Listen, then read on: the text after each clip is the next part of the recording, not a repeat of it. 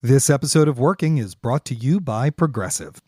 Most of you aren't just listening right now. You're driving, you're cleaning, you're exercising, or if you're me, walking your dog. But what if you could be saving money by switching to Progressive? Drivers who save by switching save nearly $750 on average, and auto customers qualify for an average of 7 discounts. Multitask right now. Quote today at Progressive.com. Progressive Casualty Insurance Company and Affiliates. National average 12-month savings of $744 by new customers surveyed who saved with Progressive between June 2022 and May 2023. Potential savings will vary. Discounts not available in all states and situations.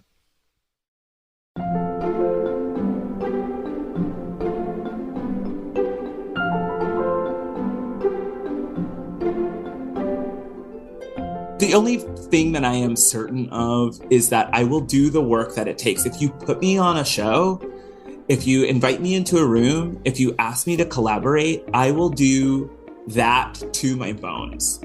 And that is something I actually wish weren't the case. Welcome back to Working. I'm your host, June Thomas. And I am your other host, Isaac Butler. Isaac, it is always a pleasure to see you, but... It's been a while. There was a while when we were seeing each other constantly, but it's been a couple weeks. It's good to be back. We've had a whole fortnight away from each other, but much as I'd love to chitter-chatter with you, I have to know whose voice we heard at the top of the show. That was the voice of choreographer extraordinaire Raja Feath3r Kelly. And why did you want to speak with him now? Well, Raja is operating at a very high level as a choreographer currently. He has his own company, the Feath3r Theory, with which he's made, groundbreaking, well-reviewed, award-bedecked work. But he's also, over the last few years, moved to choreographing in the far more commercial and collaborative world of Broadway musicals. And so I was sort of interested in, the choreographer mind and how you bridge the gap between what you might call postmodern capital H, capital A, high art dance, even though I don't believe in the difference between high art and low art, and, something as grimy and popular and corrupted as the Broadway musical. Yes.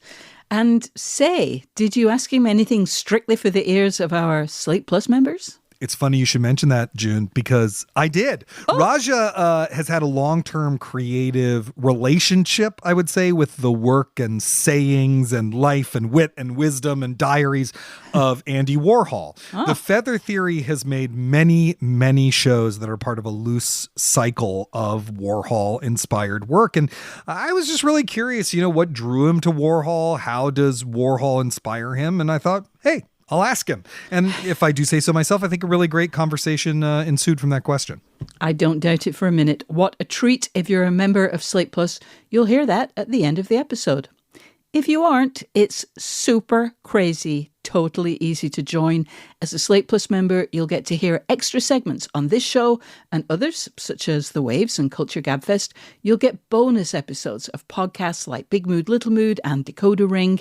And of course, you will never, ever hit a paywall on Slate.com. To learn more, go to Slate.com/workingplus. All right, let's hear Isaac's conversation with Raja Feath3r Kelly.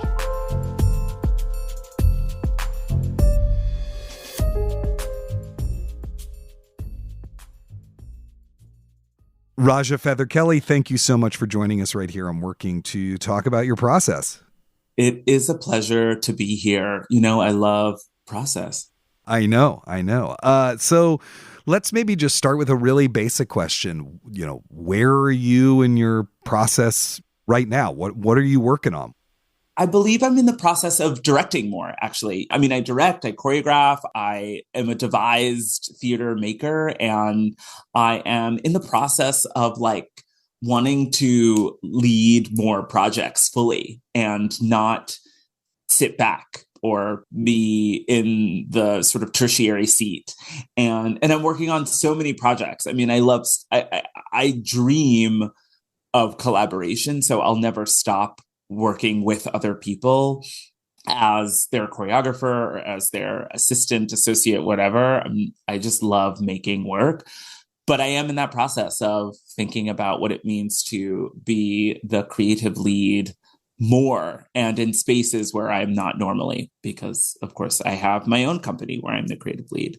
And I am working on a number of projects. I'm working on a show that is titled Death, Loneliness, and the Absolute Future of the Multiverse, or How to Cover the Sun with Mud. And that's a company show. I'm working on Michael R. Jackson and Anna K. Jacobs' new show, Teeth. That's a musical. I'm working on Carson Kreitzer and Matt Gold's musical Limpika. And that's probably good enough. Wow. Now, if my inbox is correct, you recently presented like a work in progress at the Guggenheim of the Absolute Future. I'm just going to abbreviate it to the Absolute Future, because we have limited time. That is how we refer to it. So could you tell us a little bit about that show, since it's something you just did a public presentation of? Absolutely. I am working on this show called The Absolute Future.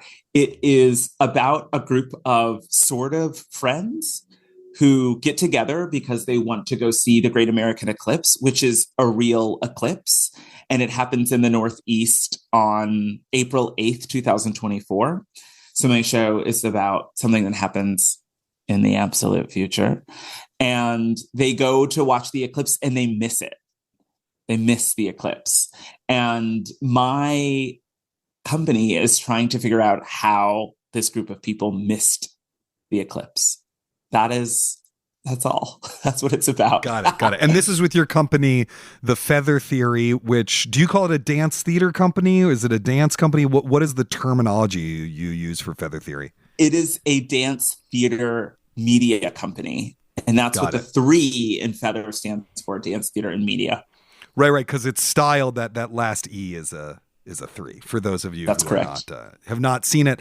Okay. So where did this idea for this show begin for you? What was the germ of it? The germ of it was doom scrolling. The germ of it was looking through Instagram at all hours of the night. And I got fascinated by 2 things on Instagram. One is the amount of people who start their Instagram post with, "Hey, I just wanted to hop on and say." It was like everyone was doing that. And I was like, what is up with this thing where, one, everyone just expects people to be waiting around for people to post videos of themselves on Instagram. But there's this sense of, hey, I'm reaching out. Like, I'm reaching out to everyone and I want everyone to know what's going on in my life. And there was a great deal of loneliness out there. I was like, oh, people are lonely and people are sad. And there is this world, there is this chasm, there is this universe called social media where people really put themselves out there. And I was curious about creating a work in which I took all of the text in the devising process of that show from social media, from reading social media.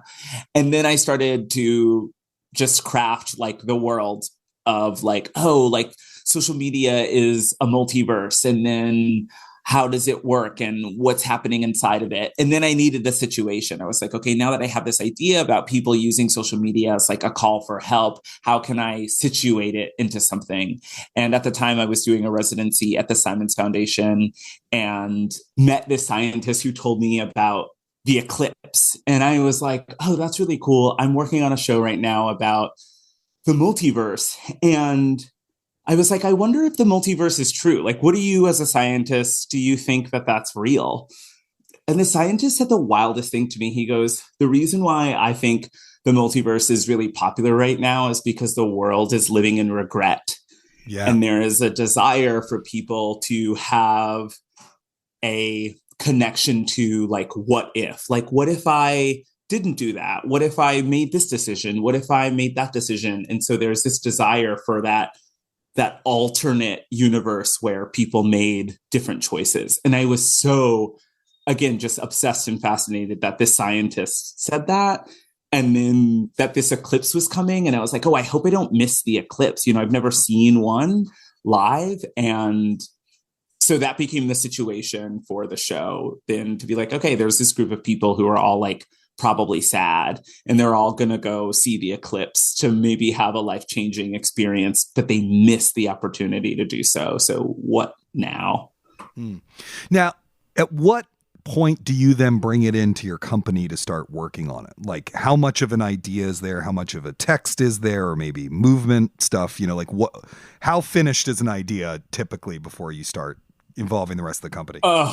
It's usually never finished, and even until after we've performed it. But I feel lucky because I've worked with many of my company members for over a decade now. Mm-hmm. And so I feel very comfy to tell them anything. And before we landed on this project, I was like, I want to make a show about Icarus, right? About this god that flew too close to the sun and whose wings melted. And so there was something about the sun that was already in the company's ether, or in the air of what the next project would be.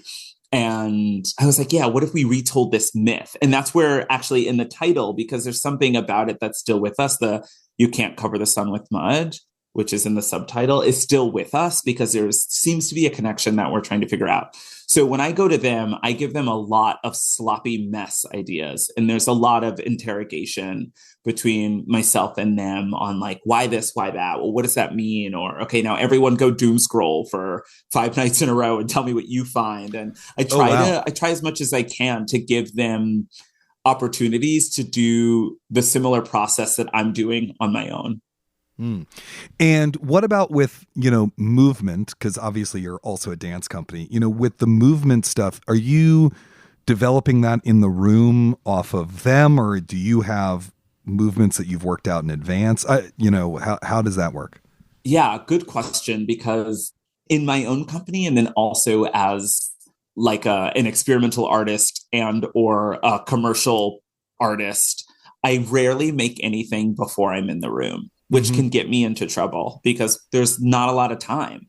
And so when you're working on a big show, they're like, come in and give us the material. And I'm like, I don't do that. I look at the people, I talk to the people, I watch their bodies, and I make it up usually on the spot while I'm with them and talking to them. And from there, then I start to craft it, do a lot of deleting, do a lot of updating. And I usually just start with behavior, not big body gestures, but just what is the behavior of the people interacting, and how does the volume of that turn up until it's what someone would identify it as dance. We'll be back with more of Isaac's conversation with Raja Feather-Kelly.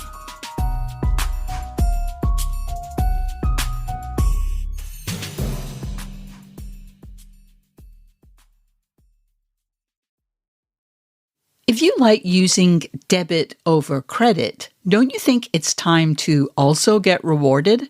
Well, now you can with Discover Cashback Debit. It's a checking account that rewards everyone with cashback on everyday purchases. Plus, you're not charged any account fees, period. Whether you're moving, starting a new job, or headed into that next stage of life, whatever it is, Discover Cashback Debit is for everyone. Check out eligibility and terms at discover.com/cashbackdebit. Discover Bank, member FDIC. This episode is brought to you by SAP.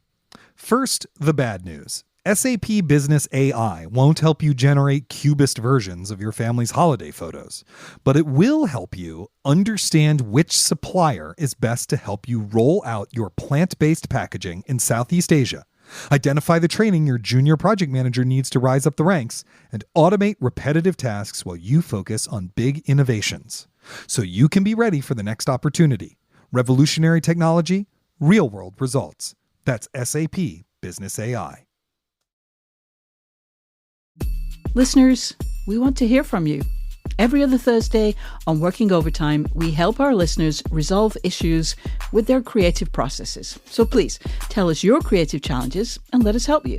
Drop us a line at working@slate.com. You can also send a voice memo to that address or give us a ring at 304-933-WORK and leave a message.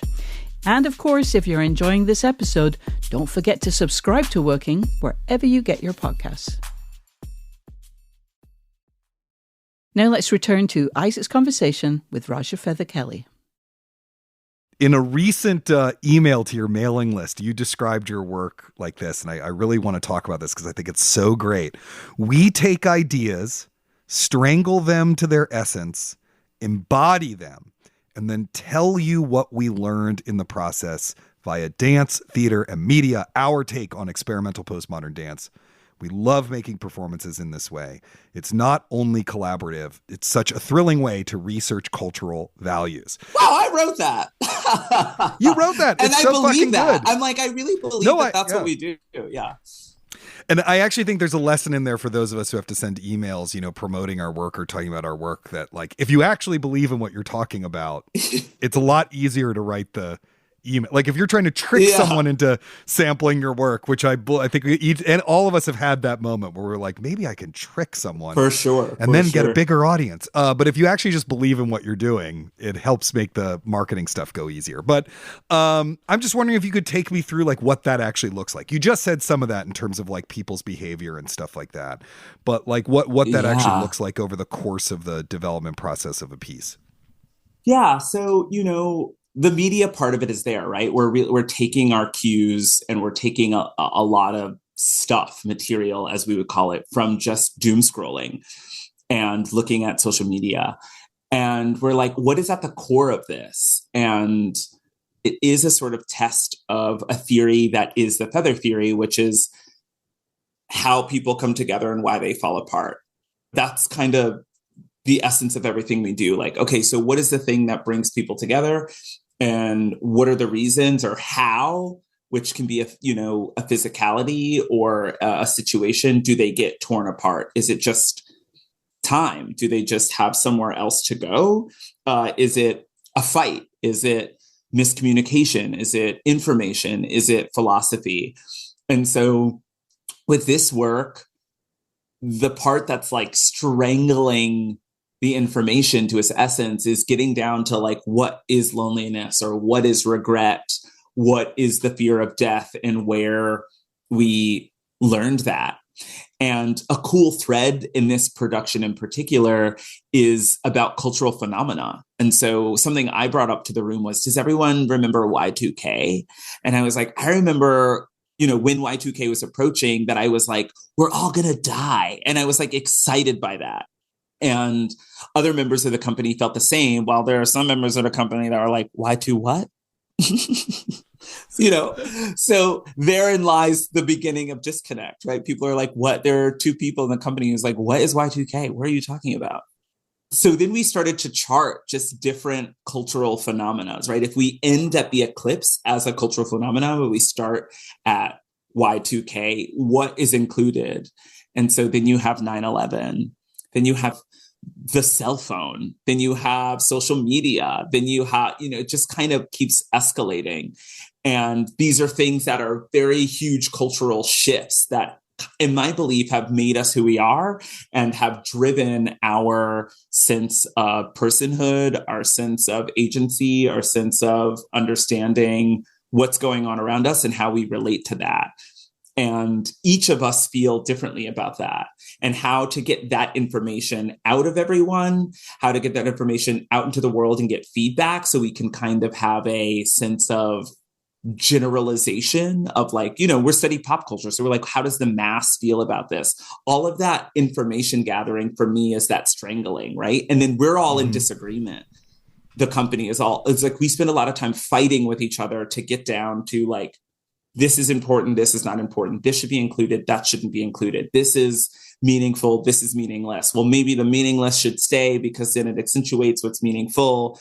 And we do that for months and months and months until we land on like an abstract of how we move forward. And, you mentioned conflict in there. You've been with many of your company members for a long time. How did you all learn how to have conflict productively? Because there's all sorts of fighting that does not result in great hybrid works of experimental art, and instead, winds up in hurt feelings and, disillusion. So, yeah, we came up with a kind of 7-part system that's like extemporaneous, interrogation, debate, do nothing, agility, tension, freedom.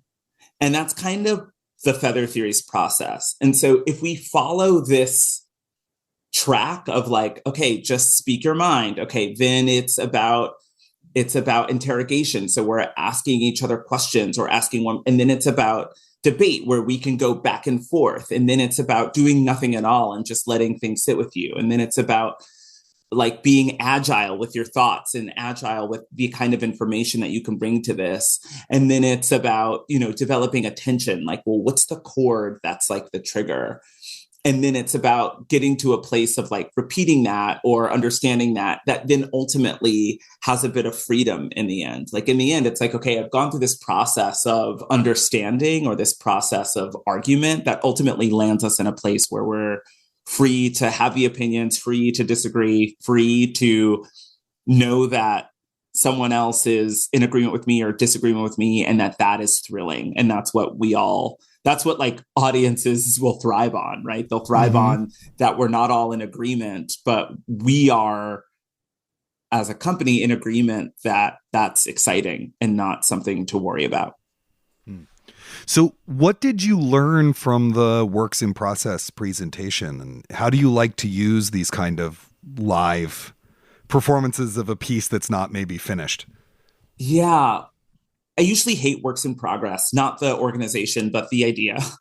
But then I always do them because there is something to be learned. So what we learned in retrospect, I think for us was like, oh, our idea has merit, right? I think you've seen some of my other work before in which the ideas are so Russian dolled, right? Like the chorus line piece, right? It was like, okay, Andy Warhol was gonna make his version of a chorus line in 1975, but he didn't do that. So we made his version of a chorus line that we thought he would have made. And then we made our version based on the version of his that we would have updated had he had made his. And then we're actually just going to perform how we figured that out versus performing our version of a chorus line that was based on Andy Warhol's version of a chorus line that we made because we thought that's how he would have made it, right? Like, yeah. We needed a proof of concept to be like, are people able to follow what we're doing? Right. Yeah, got it. Which was actually a thrilling piece, to be honest. That was incredibly thrilling, the kind of lecture demo as performance, Yeah, that's kind of our style. Like I kind of think we're like a company who performs documentary, right? Because so much of, even in this process as well, we're like, we have created, as a part of our process, we were like, let's pretend we're going to write a movie about these 7 people who went to the eclipse and missed it. And that's kind of what we did at first. We're like, okay, let's just like make it up. And then we were like, okay, now us as the Feath3r Theory has to figure out why they missed it when there's like a big hole in the script. There's a big hole in the script that was 4 minutes and 27 seconds, which is how long there's totality, which is how much darkness there is when the moon shadow is cast over the earth and you're in the middle of its pathway. So how could a group of people go to, Rochester, New York and sit on a mountain for 24 hours and miss the eclipse? Like, now we are investigators, and then we are artists, and then we are performers. Right. And so that part of it was like, let's just believe that this is true and present this to the audience as something that had actually happened and that exists, and see if they're able to follow along. And that's what I think we learned, that people were really quite excited by and moved by the idea of like, oh, fuck, like, how did they miss it? Am I going to miss it? Like, what does that mean to miss something so remarkable, so monumental? So it takes what is both a metaphor and not a metaphor, and it makes people question that. And that's exciting. That's great. You mentioned earlier that you have been working a lot in theater. You're a very in-demand choreographer in New York for musical theater and for plays as well. Everything from, Fairview to Strange Loop and on and on and on. That is a situation where you are frequently not the person in charge, right? You are brought in to do a job as part of a, particularly if it's a show that's planning on going to Broadway, a huge mechanism. I remember talking to a director who was doing a show on Broadway, a musical on Broadway. And, they had done a bunch of workshops of the show because they said by the time you're in the rehearsal room getting ready for the tryout run, whether it's out of town or at a nonprofit or whatever, you have to have figured everything out. There is no... he didn't like this about it because he has a similar approach to you. He was like, you're not answering questions anymore. You're implementing things you've learned elsewhere because it's so big and there's so little time. And so I'm just wondering about how you've learned to navigate that experience, given your extemporaneous, in the room, playful, experimental way of building work. Well, I think it's like when I get into spaces like that, I feel so fortunate to have a company of my own where I do a lot of thinking and I do a lot of developing of language and I do a lot of arguing and I do a lot of taking care of people. And so when I get into a space where it's not my folks, I'm like very charismatic and, I can get people to do things quickly. And I do think, I don't want to say that I'm manipulating people because I don't think that I'm doing that, but I do like to get people on my side so as that they work with me. And so my job, although difficult, in the manner that I work, that I don't make anything before I get in the room, I find it to be important that people enjoy who I am and enjoy my presence so that when I'm asking a lot of them, they're excited to give that to me. Or when I'm telling the director, like, I'm sorry that I didn't come here with 100 8 counts and that, I know the music has been done and I know I could have done that, but I'm going to make it right now, that they trust me so that I can have my process. I feel very fortunate. The people that I've worked with understand my process and they trust me. And that allows me to go in there, work very quickly, work very efficiently, and get it done in the way that I do it. That's exciting to me. But if I didn't have a company and I didn't have that practice of the interrogation, debate, tension, do nothing, extemporaneous, agility, repetition, freedom, I don't think I would survive those rooms. Those rooms are a lot about problem solving. And I think that's also what postmodern dance is. It's like create problems and solve them. And that solving is the development of the creative muscle so that you're able to, at any juncture, solve a problem creatively, not with like a Band-Aid, not as a placeholder, but creatively solve a problem. What do you look for in your collaborators in theater? Like, what to you is a useful kind of director to have and a useful kind of feedback or agenda setting?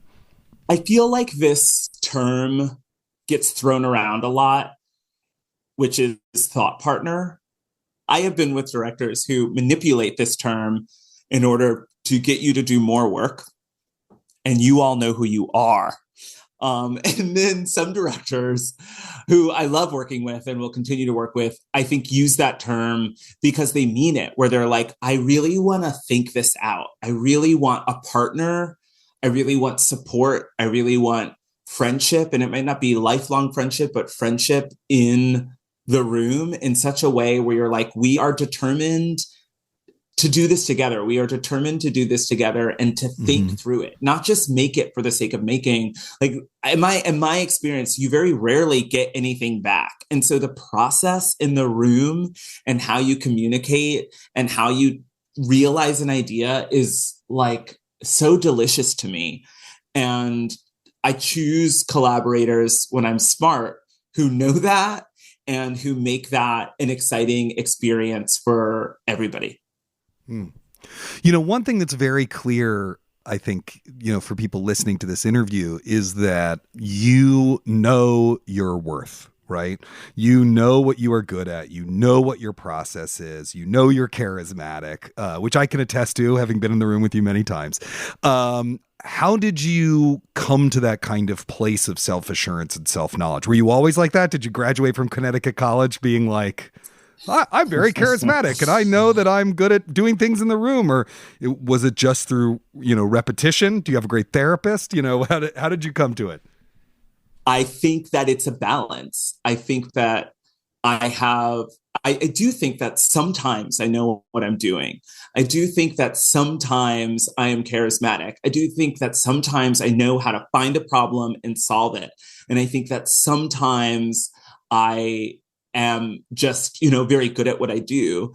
And I also know that sometimes I'm not. I don't know. Sometimes I'm not that. And I think that that's the balance. I think if the only thing that I am certain of is that I will do the work.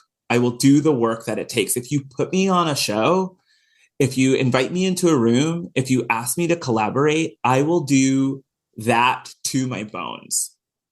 And that is something I actually wish weren't the case. I will work all night. I will read everything. I will, I'm so committed to being an artist in a way that I can't actually escape. Even it's something that I thought would slow me down is having a kid. I have a 7-week-old and I have done 4 shows already. And I've been to Hamburg, I've been to Philadelphia, I've been to DC, and I've opened 2 shows in the city already.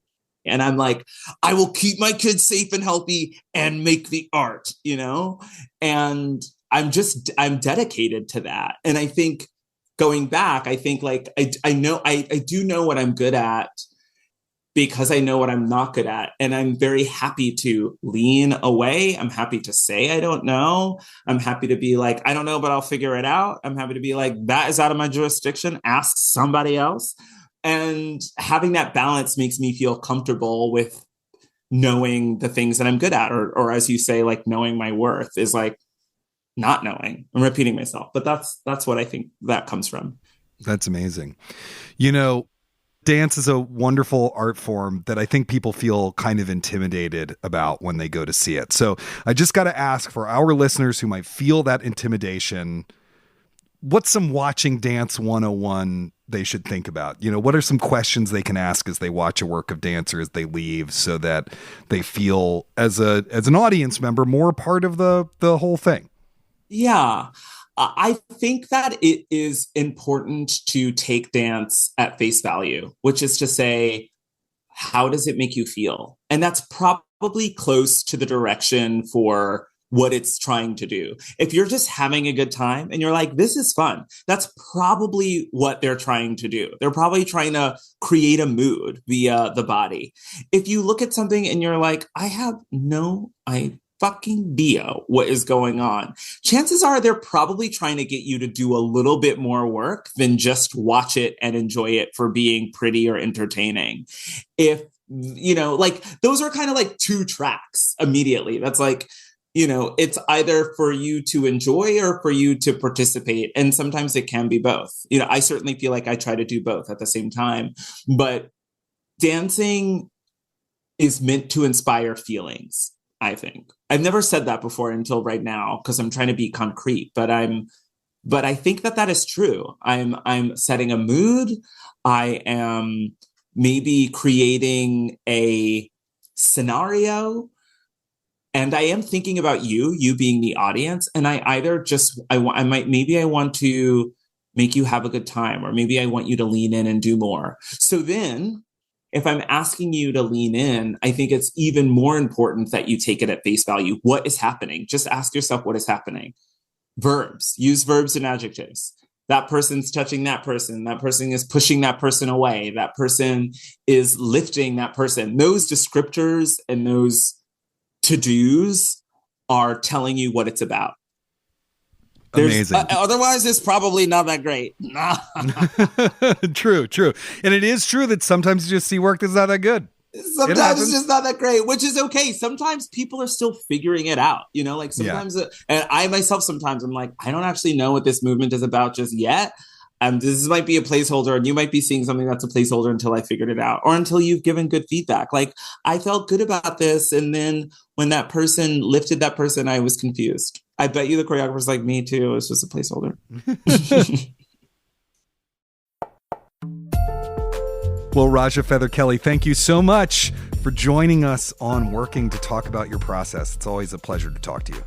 I've had such a good time, and I could talk about this for maybe 48 hours nonstop. Then I would take a quick nap, and then I'd do it again. Amazing. Thank you. Thank you. Up next, Isaac and I will talk about knowing when you're ready to take on a leadership role in your career and how to work with big, potentially overwhelming emotions. Labour strikes, climate change, your lousy office printer, what do they all have in common? Come on, it's all about the money. Economics is everywhere and everything, fueling our lives even when we least expect it. If you're a fan of working and are curious to learn something new and exciting about economics every week, check out the Planet Money podcast from NPR. Planet Money is a different kind of world where the complex economy actually makes sense, where human stories supersede abstract theories. Listeners can learn, laugh, and be entertained. It's econ down to earth. Planet Money answers some of life's burning questions. Will AI take over our jobs? Is fancy vodka just fancy marketing? And why are Christmas trees so darn expensive? The Planet Money team lives to tell a good story in around 30 minutes. Tune in to Planet Money every week for entertaining stories and insights about how money shapes our world. Stories that can't be found anywhere else. Listen now to Planet Money from NPR, wherever you get your podcasts. Apple Card is the credit card created by Apple. You earn 3% daily cash back up front when you use it to buy a new iPhone 15, AirPods, or any products at Apple. And you can automatically grow your daily cash at 4.15% annual percentage yield when you open a high-yield savings account. Apply for Apple Card in the Wallet app on iPhone. Apple Card subject to credit approval. Savings is available to Apple Card owners subject to eligibility. Savings accounts by Goldman Sachs Bank USA, member FDIC. Terms apply. Oh my God, Isaac, that was spectacular. At the end, when Raja said that he could talk about process for another 48 hours, my first response was, please do, and I will gladly listen for another 48 hours. I'd like to begin with something that he said almost in passing, which was that he felt ready to be in the lead more in his work. In the performing arts where he works and where you have done a lot of work, that probably means directing, but that feeling can arise in a lot of different work situations, an office job, a store. And I think stepping away from a full-time job to focus on writing books, which is something you did, is a similar urge. Do you have any advice for someone who is sensing that they're ready to take more of a lead role in their career or indeed in their life? I think the most important thing is actually to try to be as concrete about it as possible, because it's really easy for all that stuff to be in the sort of emotionally dominated, vague realm, right? There are specific things that you need to make that leap. You know, in Raja's case, don't want to speak for him. I'm just theoretically, it might mean like you might have to find the right script that you are shepherding from in development. Or, you know, if you read the biography of Jerome Robbins, you can see how he did it, how he went from being a choreographer to a director, right? You might have to be the one who generates the project yourself and then hires writers to do it, whatever it is. So figuring out what the things are you need to be able to make that jump, and then like literally listing them, you know, and then making a plan for how you're going to get each of those things. That's really important for a lot of us, including me. That has to do with money, right? The real issue is not, I mean, it's very easy to quit your job to then have free time to do whatever you want. It is harder to do that and eat. And so, you know, that's the thing that you have to figure out, right? And so what often, if you have a full-time day job, what that means is, you know, trying to figure out what the financial picture is going to look like, which almost certainly looks something like making a little less money for a while, and then having, you know, a quarter or a half of your working time be doing things like teaching or freelancing or, you know, whatever it is. So just really figuring that out and being really honest with yourself about what you do and do not need, I think is really, really important. Wow. I was also struck by the extent to which Raja's work grapples with huge emotions, loneliness, regret. Concepts like that can feel overwhelmingly huge. But when he mentioned loneliness, I realized that in many ways, the key struggle that my upcoming book concerns itself with is loneliness. The work we do, the risks we take, the money we spend, the alliances we form to avoid loneliness. And I hadn't really thought about it in those terms before, but it's there. Isaac, was there a big emotion at the core of the method or in the new book that you're working on now? Oh, wow. I'm stalling because I don't know immediately what the answer is. But no, it's interesting because, another interview we did where that was brought up was Dan Hornsby, who says that he sort of picks a big word that is the slogan of the book. And then, formally a lot of stuff kind of ties back into that. I don't normally think of my books that way, although I also think a lot of times we understand the work after it's done rather than while we're making it, Yeah. And then in interviews, we like to sound like we had the plan all along, but actually it's only at the end. So now that I'm in that reflective moment, I do think the thing that unifies the various strands of the method is the search for the truth. Everyone in the book is trying to find some version of the truth. What is truthful performance? What is truthful writing? What does it mean to tell the truth? What is the value of the truth? They're really circling those questions and they get really consumed by it. My new book that I'm working on right now, and I'm deep into research, but I'm not at the drafting phase yet. It's about the culture wars of the 80s and 90s, and I guess that word is probably freedom, because the way the right, the American right, phrased it was about taxpayer freedom. Taxpayers should not have to fund work that they find offensive or obscene, right? And to the arts advocates, it was about artists having freedom to express themselves however they see fit, et cetera. So it's probably somewhere in there. Ooh, I'm now obsessed with this exercise. I'm going to be going around trying to apply words to works of art. Yeah, we should call it a sloganing. Is that what maybe? I don't know. Yes. There's a process in the scrapbooking world called one little word, that you pick a word that's going to kind of define the year and you kind of keep coming back to it throughout the year. But I don't know if it's going to catch on in cultural journalism.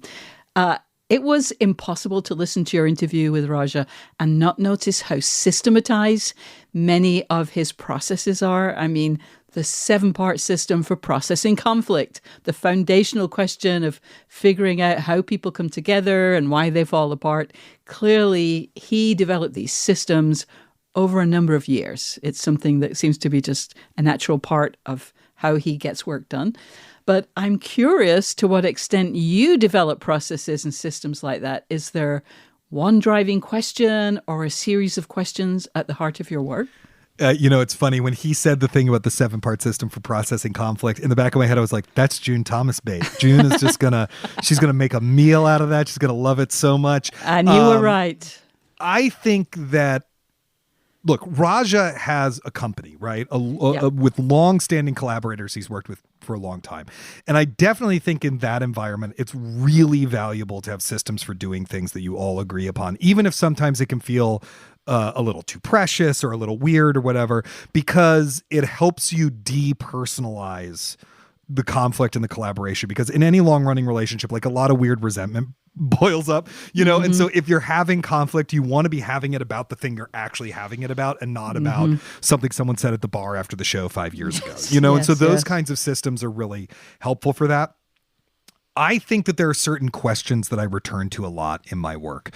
One of them is something that I call for want of a nail, which you may know that old proverb, right? For want of a nail, a shoe was lost. For want of a shoe, a horse was lost, et cetera. And, eventually the king dies as a result of this one nail missing. And I always try to think about that with the story I'm telling. What are the nails? Like, what are the little contingent things where if that had gone wrong or hadn't happened, the rest of the story wouldn't have happened? I'm always looking for that. And the structure often comes from that. So to give an example, the first book, the one I did with Dan Kois, is an oral history of Angels in America. So the biggest contingency with Angels in America was actually Oscar Eustis had to meet Tony Kushner. And these are two men who have been best friends for decades. I mean, they're almost like siblings. They're very, very close friends and collaborators, but they had to meet in order for this to happen. And so when you ask that question, how did they meet? What you discover is it's like a really weird story. Oscar was living in San Francisco. He happened to be in New York at the time. He was going to see one play, but he got the curtain time wrong. And so he missed that play.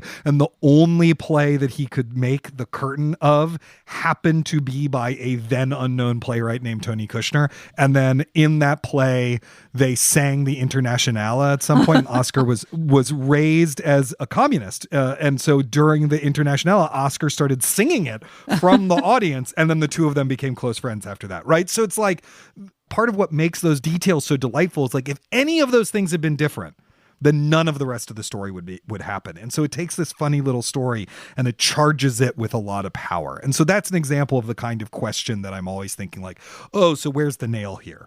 First of all, oh my God, what a story. That is gonna rattle around in my head for a long time to come. I love the question that you asked Raja about kind of dance watching 101. And of course, I love that he had such a polished and practiced response. Yeah, I've often noticed that artists in these fields have a really practical response because they view a lot of it and they view it really practically. It's like, what interests you? What doesn't interest you? The question doesn't change whether you're watching, something really abstract or something really concrete. Yeah, and really, what's more basic than how does it make you feel? Yeah, exactly. What's more important? But Isaac, I am curious if you have any reading cultural history 101 advice. I think you are absolutely correct that people are particularly intimidated by modern and postmodern dance, but books about cultural movements and moments can be similarly daunting. What would you say to someone who is interested in a topic but then finds themselves staring at a big, heavy volume that seems just a wee bit overwhelming? And it's called The Method, How the 20th Century Learned to Act. I just say I've written one of those big volumes, and I will say a couple things from the perspective of a big volume guy, a big volume boy, BOI. First of all, the tomes are shorter than you think. They almost always have 100 to 200 pages of back matter, like notes, index, bibliography, stuff like that. And so the book is actually less long. Often I will go to the bookstore and I'll see a book that looks like it's like over 500 pages long, and then I actually look at where it ends, and it ends on page like 350, and you're like, oh, that's a normal length book in a really big package. The other thing is, and I say this as someone who tried to write like the definitive cultural history of something, you don't actually have to read the big important book right off the bat. I'm not even saying my book is important, I'm just saying it's big. You don't have to read the big important book right off the bat. Actually, what you need to do is find the thing that gets you interested in the subject matter. So find the story that interests you within that milieu and read about that. I'll give you one example. And it's going to come with some recommendations. Let's say you want to know more about the history of musical theater, right? You could read, there are really big tomes about the history of musical theater out there. There are gigantic biographies of people like Jerome Robbins, Leonard Bernstein, stuff like that. Yeah. So yes, of course you could do that. Or you could pick up Cassine Gaines' incredible book, When Broadway Was Black, which tells the story of an early all-black musical called Shuffle Along. And you'll get all sorts of stuff about the era in that and the transition from the revue musical to the book musical, and all sorts of other things about the milieu of musical theater in the first few decades of the 20th century. Or you could read Elisa Solomon's Wonder of Wonders, which is a history of the musical Fiddler on the Roof and is maybe 300 pages, right? Maybe you read that book about Fiddler and you get really interested in Jerome Robbins, who directed Fiddler and he really spearheaded that project and everything like that. Well, then you can move on to the big tome and read a biography of Jerome Robbins. And from there you might be like, oh, Arthur Lawrence, who wrote the book for West Side Story, sure seems like a spiky character. Well, guess what?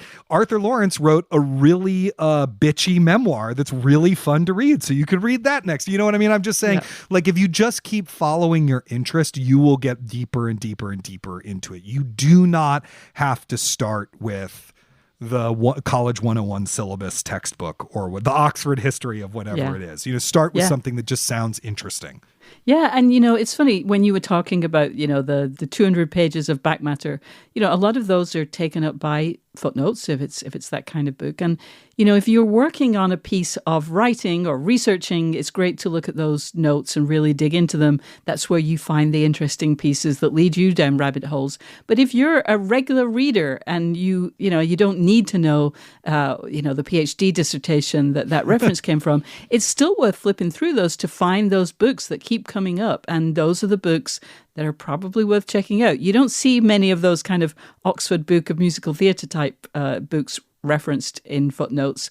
But if you start to see the same book over and over, read that book. That's probably going to be a good one. Yeah. Today, Isaac, you were full of amazing advice. Thank you. But I've got to pull the plug on it. No more advice from you today. Because you know what? We've reached the end of the show. That's interesting. Do you have a last piece of advice for our listeners, though? I sure do. Please remember to subscribe wherever you get your podcasts. That way you will never miss an episode.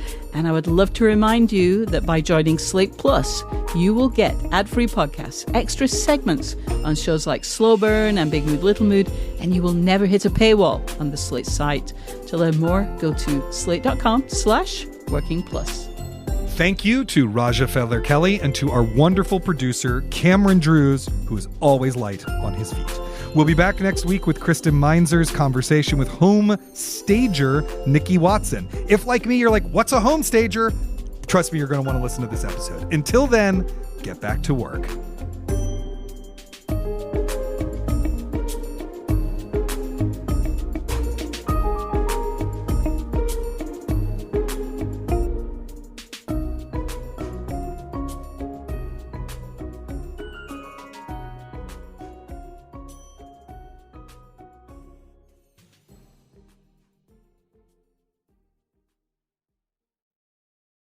With a full range of sauces and bases, Summit Hill Foods Professional helps you cut down on prep time, ingredients, and waste, so you can bring more flavor to your menu with a whole lot less of everything else.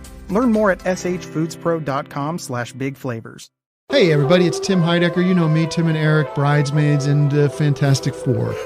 I'd like to personally invite you to listen to Office Hours Live with me and my co-hosts, DJ Doug Pound. Hello. And Vic Berger. Howdy. Every week we bring you laughs, fun, games, and lots of other surprises. It's live. We take your Zoom calls. Music. We love having fun. Excuse me? Songs. Vic said something. Music. Songs. Music. I like having fun. I like to laugh. I like to meet people who can make me laugh. Please subscribe now.